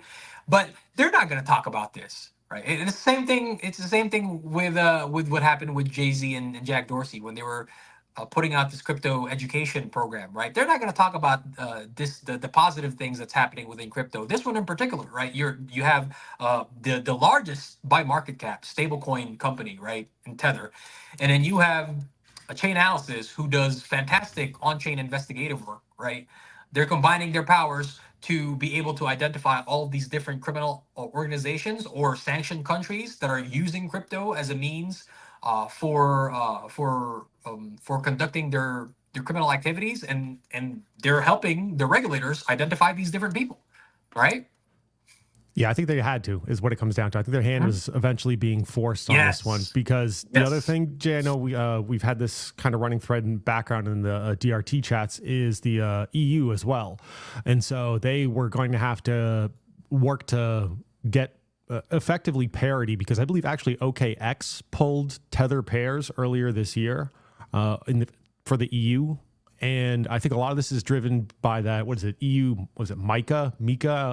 Yes. MICA Yep, on that front. So I know Circle had conditional registration in accordance with that, but Tether was not, and was outside of the licensing arrangement. So I'm thinking part of this too was in order to preserve their overall dominance, they said, okay, at some point in time, we got to try to be a better partner to these different entities and find a way to preserve our dominance. Yeah, gotta play ball, right? So it's not, like Tunky said, it's not completely 100% altruistic, right? In fact, I'd be on the side of they probably did this more so that they maintain their dominance, the number one stablecoin by market cap.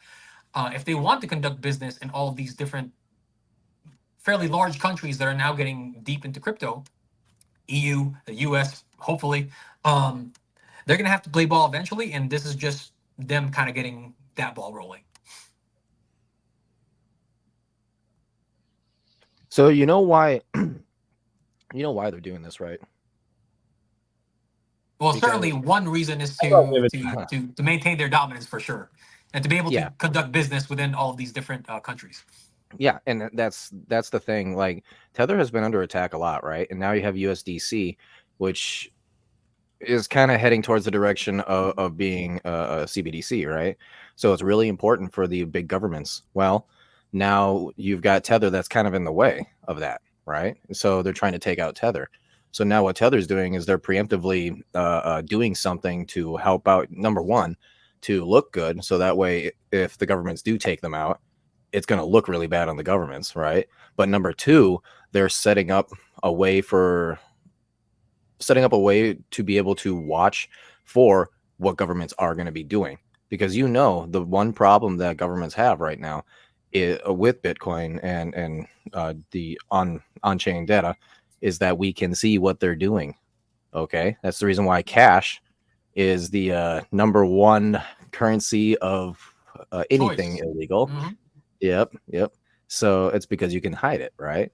But on the blockchain, you can't hide shit, and that's why they're doing this. Kind of reminds me of Arkham a little bit, actually. Yeah, so another possible interpretation of why they're doing this in particular is that, if I'm not mistaken, the security and transparency stuff for the Anti-Money Laundering Act that they're actually applying for here is the same one as that you see with a lot of the other cryptocurrency ETFs, specifically like the Bitcoin one. And it's very specifically the one that was called out in the SEC versus Grayscale case, because the SEC was claiming that they weren't adhering to their anti-money laundering tactics. And now we're seeing, and then eventually Grayscale was like, yes, we are, by the way, this is your system. So this is the system that has been argued for a lot of the other crypto projects, and this is very much a traditional finance tool. So by Tether applying and trying to use this asset, it's possibly kind of an appeal to legitimacy, which is saying that these are your established ways of doing things. So we're going to try to, it's also compliance. We are going to use the things that you've already deemed well because you put your sticker on it, your stamp, and these are the things that you try to wield against people. So, all right, that's fine. We'll just go ahead and use that thing so that you don't have as many clubs to hit us with. Yeah, it makes sense, because so far the SEC has come after almost every single one of these big companies right? They refer to it as regulation by enforcement. And so this would actually make sense for Tether because, like Z said, if they're playing within the boundaries of the rules already set by these regulators, you can't retroactively point the finger back at us and say we weren't like following the laws or the rules because here's how it's outlined and here's how we've conducted ourselves. So that's a very good point, Z. Yeah, in one of the more recent times when Gary Gensler was pulled before Congress to testify, he specifically called out crypto, saying that this market is asking to be regulated and asking for clarity. And then when we give it to them, they try to steer away from it and deny it and not work with it. But it's when you look at stuff like this, that actually goes in direct contrast to what Gary said, which is like, look, they've been asking for regulation for a while. Even if it's not new regulation, they're willing to be applied to older regulations in order to be under compliance so they can just operate. Yeah, and this is not a story isolated to Tether. We've mentioned Coinbase quite a few times because of, well, now they're basically the biggest exchange here in the U.S. and how often they are in the news. But Coinbase has been on record.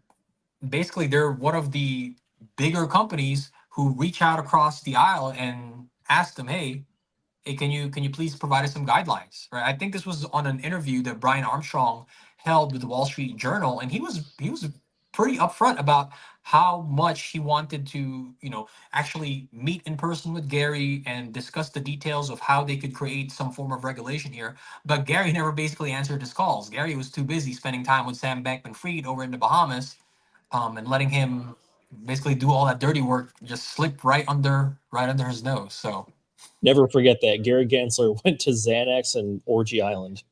Yes, he did. Yes, God damn it. Fuck Gary Gensler. That's what I got to say. I got to go back and name that villa. I want to say it was something related to the Garden of Eden. So it's like, that's where Gary Gensler was. He was in there. My God. Maybe it was his twin brother. He actually has a twin brother. True story.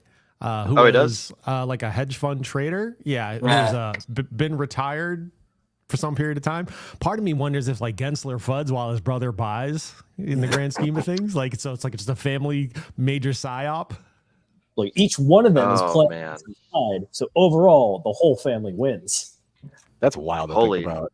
Nepotism, that man. You think GG might have a complex against his brother? Because if his brother's already retired and just chilling and relaxing, sitting on his millions, Gary's still over here, man. I haven't accomplished what I want to accomplish, and this is him kind of like making a sprint for the finish line. That would be so hilarious. I wouldn't put it past him though. Yeah, a bit of a brother complex here, like inferiority complex.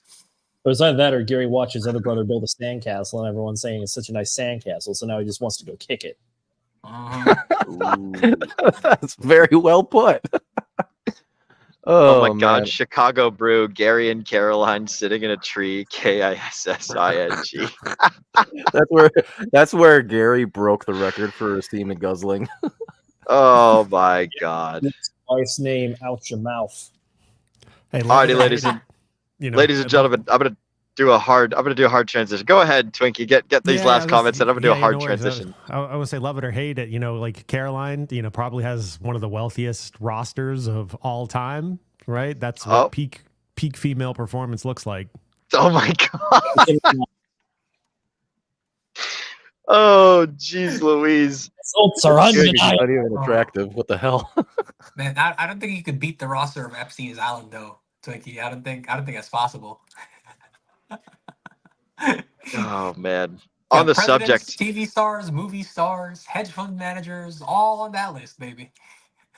On the subject, ladies and germs, hard transition time. Well, it's not really hard. This is pretty decent transition. On the subject of people going to prison, CZ got sentenced to 4 months in prison, even though the government asked the judge to sentence for 30 months. So shout out to the judge who's got a sense of humor, who decides that, hey, I've seen a picture of CZ holding up the number 4, so I'm going to give him 4 months prison time. I'm sure CZ will have a good time over there. I don't know if he'll be in a comfy jail or if he'll be in a nasty prison or something, but I do want to say there was a comment on this Twitter post, and I'm not gonna pull it up because there's nothing like crazy fancy. It's just a picture of CZ holding up the number 4.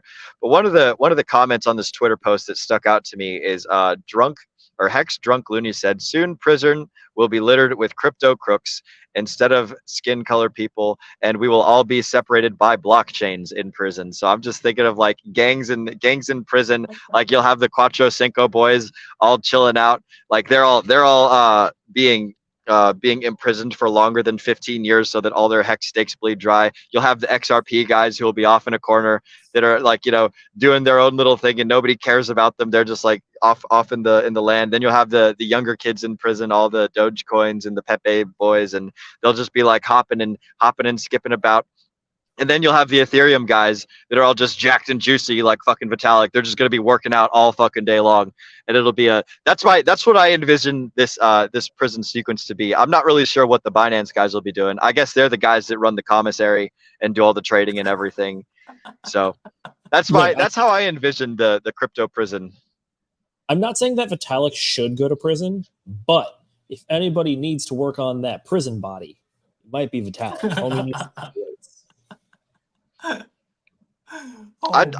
I've said it before, I'll say it again. I think it'd be kick ass if all the major crypto dudes, like if CZ, Richard Hart, Vitalik, Michael Saylor, if all of them just got like crazy yoked up on TRT and frickin' and like doing like getting on what's the term? Yeah. Well, no, the getting on gear or whatever the kids call it these days. I think that would be absolutely hilarious if all the crypto OGs did that. The day was Socrates was the one that was also a bodybuilder, and he would just literally start flexing on people mid argument. So, yep.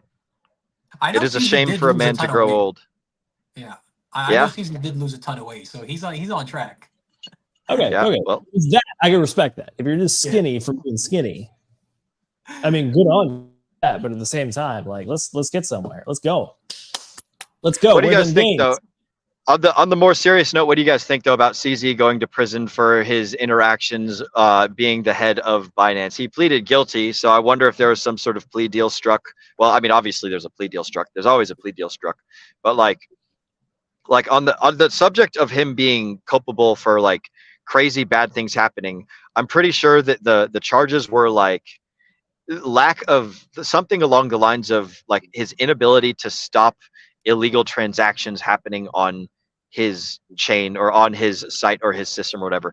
Basically like something akin to accusing him of participating in money laundering or something like that. What do you guys think? Bogus? Is it not bogus? Should he go to prison? Should he be freed? What's up? I got you here, Will. Binance's billionaire founder Changpeng Zhao was sentenced for 4 months in prison after pleading guilty for enabling money laundering at the crypto exchange. So, in my opinion, this is the difference between going to the store and actually going to the store for milk, and then this time he's actually coming back instead of being gone for 15 years. 4 months in prison, yeah, it's 4 months in prison. That freaking sucks. However, at the same time, this is not like life-destroying. And like we've talked about previously, he will be one of the richest people to have ever gone to prison. So guess what? He's going to be okay as long as, he doesn't Epstein himself. But that's neither here nor there. So he used a word there, enabling, whereas what I had read was it was failure to maintain effective anti-money laundering policies, right? That is a lot more legalese. That is probably the correct version. Sorry about that. Right, no worries, right? But I think it goes to which side of Spin City you're encountering in your travels on this stuff. I know we were chatting in Telegram in the group, and I think crypto history is going to treat CZ very, very favorably in the grand scheme of things. User funds were always Seifu. The guy has stood up. He might not always walked away with a W, but in general, I know DCC says, generally CZ hasn't missed in the grand scheme of things. Yep. He's been able to tangle with multiple government entities and come out largely unscathed. 4 months out, I hope CZ and SBF collab and release the hardest rap album of all time. So on that note, I have a good amount of tinfoil to sell you. So I don't have it with me. Otherwise, I'd put on the tinfoil hat. But hear me out. One of the things that I allegedly heard was that CZ is the one who fucked SBF over when it came to actually making the FTX exchange illiquid. And then allegedly, that's not a tinfoil hat theory, bro. That's for sure what happened. Yeah. But the tinfoil hat part is that he specifically went to the feds to fuck over SBF. which is partly why he's getting off so easy, because he cooperated and snitched. Oh, that's an interesting thought, actually. I kind of like It that. could. I know that he didn't give them the money that SBF wanted. I'm not sure about his involvement with, as far as like snitching and whatever. I don't know if that's the correct term to use in this. Allegedly. Yeah. Well, so You know, far that's we know fine. that it was indirectly, right? For sure. Now, so let me comment on the 4 years part first. I think, or 4 months. I think that's just if the federal government had a sense of humor, this is them trying to show that they have a sense of humor, right? The $4 billion. It was estimated that max it was 4 years, but they went with 4 months, so it's like 4 4 4 4. Okay, you're funny. Yep. But going to Will's question about like what if he deserved it or just a whole bunch of hullabaloo. I think it was me and Twinkie actually that were having this discussion in the chat and a few of the other guys and gals. But I said that, look, did CZ deserve to go to prison for breaking some of the rules? Yeah, I think you could argue that he deserves some punishment. But at the same time, I think 4 months is more than enough because look, out of all of the bad actors in the crypto space, I certainly wouldn't put CZ in one of those, right? And you can make the argument that, yeah, he's a bad actor because he broke some rules. I mentioned this a few streams ago. When you are part of the bleeding edge of a particular technology, right? Or whatever it is, if you're part of the bleeding edge of something and you are out there trying to make up the rules as you go, you are inevitably going to offend some people and you're gonna inevitably break some rules, right? But it's like part and parcel of being an innovator, right? That's why you're an innovator. It's precisely because of that reason, is because you're willing to go where nobody's gone before and you're willing to break some rules, right? You're willing to be the bad boy, and that's easy. And so did he deserve some punishment? Yeah, absolutely. But you also have to consider the fact that when he had the opportunity to sleep in bed with the snake, right? Remember, because SBF was like, yo, can you help me out here a little bit? And then he was like, yeah, let me just go through your books. This is why I said indirectly, and this is why I don't think the theory is too far-fetched in Zenith's case, that CZ might have gone to the feds with it. Because remember that long string of Twitter posts that he published before shit hit the fan with Sam, is that look, we went through the books of FTX and we've decided that we're not going to engage with him and that we are going to liquidate all of our FTT tokens, which started the cascade. Yep. Right.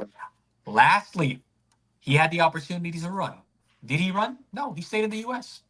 Right. Yep. And he decided to face the consequences for his actions. So he certainly has my respect in that matter. Right. Whatever else you may think of him, he could have done a lot worse. And out of all of the people that we have spoken about over the past few years, he's certainly not somebody I would consider as part of the bad apple crew. Yeah, it is kind of interesting when you look at these two. They were both the top exchanges, right? SBF and CZ.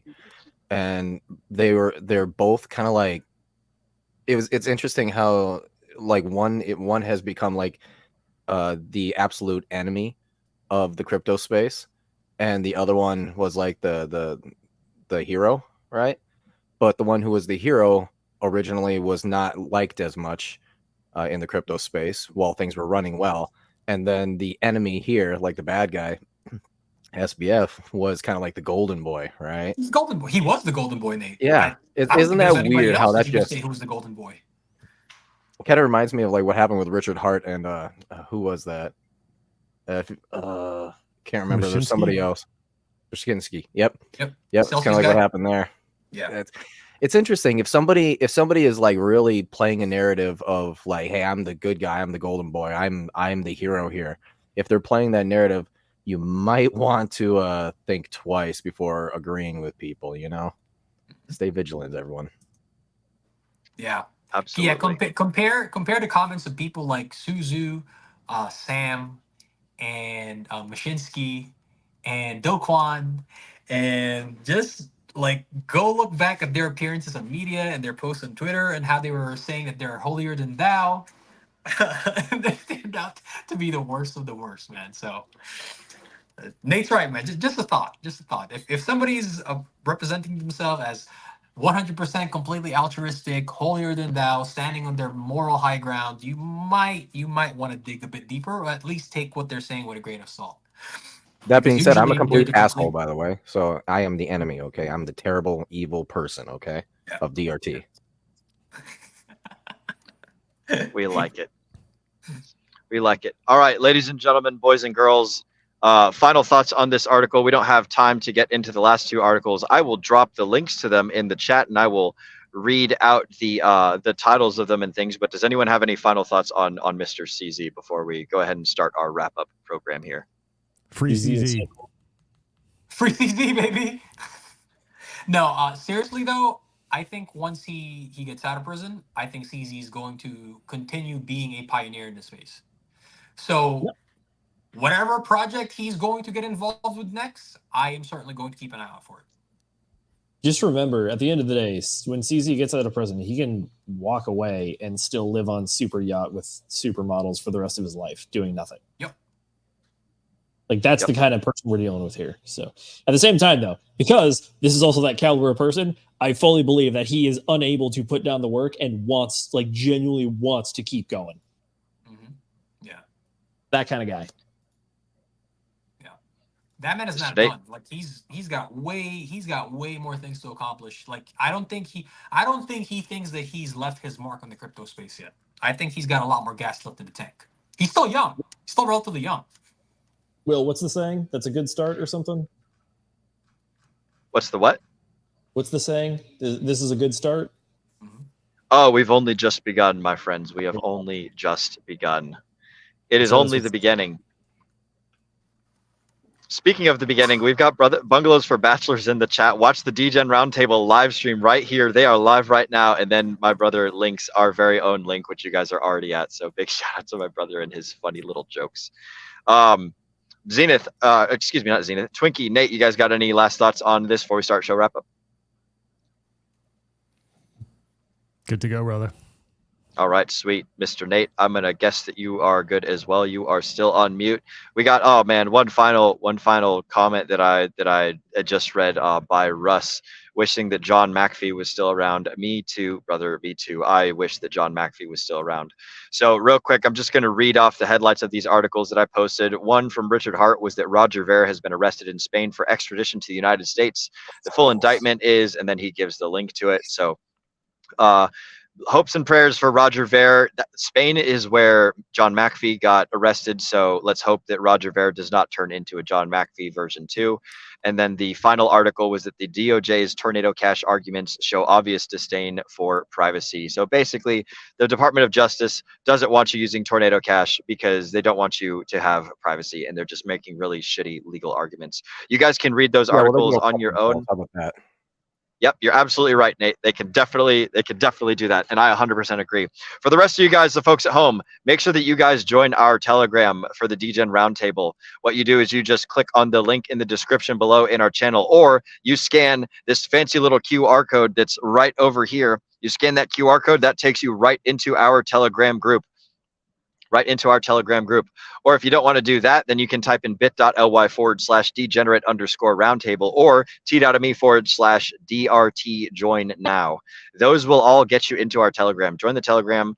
That's where you guys can find us. That's where you guys can ask us questions. That's where you can hang out and catch our cool live streams with cool influencers and project managers and people that are building things, and just all sorts of great stuff happens on in there. That's the best place you can find us. Mr. Z. Zenith, where can the folks find you, and what do you have going on in the near future, sir? Well, the good folks can find me over at Zenith DI on Twitter and Instagram. That is my personal page. If you have any personal stuff you want to reach out to me for on there, do that. And then also for show stuff as well. Looking to book as many people as we possibly can as special guests starting this Wednesday with CZ in prison. But outside of that, what we got going on is this Friday, I don't have a book planned 100%, but the tentative plan is Bradley's recommendation of The Changing World Order by Ray Dalio. I think that's a decent one, and unless I come up with a better solution, I think that's the one we're going to go for. Other than that, we do have Wednesday show with special guest Matty Allin, and he's going to be on with us. And then speaking of that guy, there is a big thing happening this next weekend, which should be the 10th through 13th, and that is the Pulse Chain Conference. I always mix it up with the Pulse Chain Tour. That happened this last weekend in Vancouver. So catch up with RG3 to get the details about that. And because RG3 was out of the country, he was a crazy man and let us take the effing hangout for a joyride. So if you didn't see that on Friday, we had a great time hanging out with Crypto Kool-Aid as well. And Kinetics. Kinetics was also on there. So that was a good one. Check out that replay if you want. It was fantastic, by the way. Absolutely fantastic. That was a good one. If you want to get into the Telegram, check out the QR code right here. By the way, we did like a 2.5 hour stream with Crypto Kool-Aid last night talking about his project, the Gift Token, which has already gone up since we literally talked about it then. So not financial advice, and I'm not trying to tell you to FOMO into stuff, but the man builds good projects and lets me stay at his place. So that is also much appreciated. That is what we got going on right now. Jay, take us away, brother. Of course. So shame that we didn't get to cover especially the article about the Tornado Cash, right? I think folks should, particularly that one where the Tornado Cash, pay attention to what's going to happen, because if you read that article, you're going to realize that so in this case, it's the DOJ going after Tornado Cash, right? They're painting with very broad strokes, and you guys know that the law has to be very specific, because otherwise it would broadly apply to a lot of people, which means a lot of people will get in trouble. And so DOJ is like walking on like thin ice the way that they're treating Roman Storm and this Tornado Cash case. So definitely give that article a read if you want the specifics, and definitely pay attention to what's going on. We might carry this over to next week because it's so important. But as far as what else we got going on, hopefully I get my internet back up and running tomorrow so that we can get on to regular scheduled programming here. Z already said everything that's planned for the next week. And so all that I've got to say is thank you for joining us this wonderful Sunday evening. You could be out there getting drunk out of your freaking mind, but you're here on this wonderful Sunday evening spending time with us. We know that time is your most valuable asset, so we do appreciate that you spend some of that time here with us. As always, you can find me on X at _P90Hex, on Instagram at @agent_J Schroth. Until next time, Mr. Angry Twinkie, thank you for joining us tonight, brother. Let the people know what you've got going on, when's the next stream, and what they can expect for you in the future. Yeah. So at Mr. Angry Twinkie on socials, I cover a little of everything when it comes to assorted crypto topics. I try to tease out some different patterns and charts that maybe other people aren't looking at. When you need some heavy hitters, you got the DGen Roundtable crew and like that'll walk you through a bunch of charts. I'm looking at different time-based intervals, some fundamental analysis, sprinkle in a little bit of music theory and some guitar licks here and there. If you would like to buy my feet pictures, you can find me on OnlyFriends and the like. So I know Farmer Jay has been a consistent supporter of mine. Outside of that, you can hit me up on Twitter, Telegram, like. I'm always floating through the chats. Thanks for having me on, guys. Also, shout out to Josh, the invisible hand tonight, helping you guys out with the show, helping us all look good here. Excellent. Mr. Nate, yeah, big shout out to Josh. Thank you, Josh, for being our producer behind the scenes. Mr. Nate McGettit, where can the folks find you, and what do you got going on in the near future, brother? You know, Twinkie, when you winked like that, I was like, oh, look, it's a winky Twinkie. Jesus Christ. My brain is so weird, bro. Ooh. Oh, Nate, well, where yes. can the folks find you, bro? Fuck. I am the Ascending Man, Nate McGettit from the DGen Roundtable. And I do have the Ascending Man channel. I'm hoping as soon as we can get everything sort of calmed down here with the DGen Roundtable, That's not happening. I'll be able to. Yeah, I know. Down. Dude, Down. there are so many projects going on right now in Pulse Chain and all that, and I'm running like a madman trying to keep up with it all. But regardless, go follow me on Twitter. I via my link tree right there. My Twitter handle tends to be a little bit of a rock in stormy weather. So if you're ever feeling like, oh, what's all the fighting going on and all that crap, just head over to my place, and then you'll be like, oh, okay, and now I feel good again. So that being said, though, I am actually, after this, I'm going to be on the La Forge with Jeff? With Mark and Jeff. That is correct. I do have a link here, actually. I want to put in the thingy here. It's going to be bam, right there. All right. There it is. Yep. So after this stream, fly right over there. I am going to be jumping in to help out Jeff. He has an absolutely amazing project. Him and I have been talking a lot in the background, and there's some really, really cool things that we're able to do here. So yeah, have a take a peek at that after we're done here, and yeah, Will, take us out. Ladies and gentlemen, you guys can find me and everything that I do over at linktree/Will Stevenson. That is the best way to find all of my socials. You pick whichever one you like best, whether it's Facebook, Twitter, Instagram, what's the other one? Telegram. That's my favorite one. Telegram's my favorite one. And then last but not least, I have a book that me and my brother made. This is the Tower Climbers Cookbook. For those of you that don't know how to cook, or that want to see pictures of old me. I think this is old me. Yep, old me, and then old Sam. This is the Tower Climbers Cookbook, and it is a fantastic cookbook. I'm sure that Zenith loves it, and that Crypto Kool-Aid loves it as well. There are only 50 of them. There will only ever be 50 of them. It's 14 pages long. It's not a longer. Zenith, don't you dare give away any of the sauce. I swear to God, if you show the folks at home any of the special magical pictures, I will come over there and I will break your kneecaps. No, I do reiterate. If you remember last time, Will said that his favorite recipe in the cookbook is the one that's the first one, which is more of a story, but it's called The Love of Crunch. Yep. Go get the book just for that. Get the book just for that. That's absolutely right, folks. Get the book. So this one I believe is 17 out of 20, but there are 50 copies total. There's only ever going to be 50 copies. They are both signed by the brothers, 2 of them. I guess Zenith got copy number 37. That is excellent. Sam and I signed and hand serialized each one of them.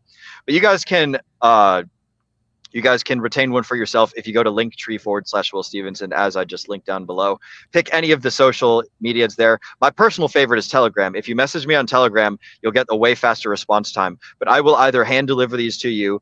Timeline not guaranteed. I don't know how long it's going to take me to get to you or where you even are. But if you also want to, they're $10 each because it costs us like $10 to print these things. So we're just selling them at cost. If you guys want me to ship them to you, then I will happily do that. I'll mail them off to wherever you give me an address to mail them to, and you can get them that way. But hop on over to linktree/Will Stevenson. Pick any of the social medias you like. Hit me up on any of them there down below. I need recorded, if you guys tell me that you want one, that's cool, but I need it to be written down somewhere because I forget fucking everything. I'm a peanut brained and a diamond hands over here. Like Sam said, it's the best damn cookbook in the world, and that's 100% guaranteed. You guys will never find another cookbook that is better than this one.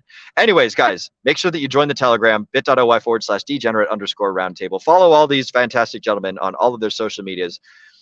Like Jay said a little bit ago, we appreciate you guys spending your time with us. We know it's your most important asset, and we deeply, deeply appreciate that. And with that, we would like to remind you guys to degen responsibly.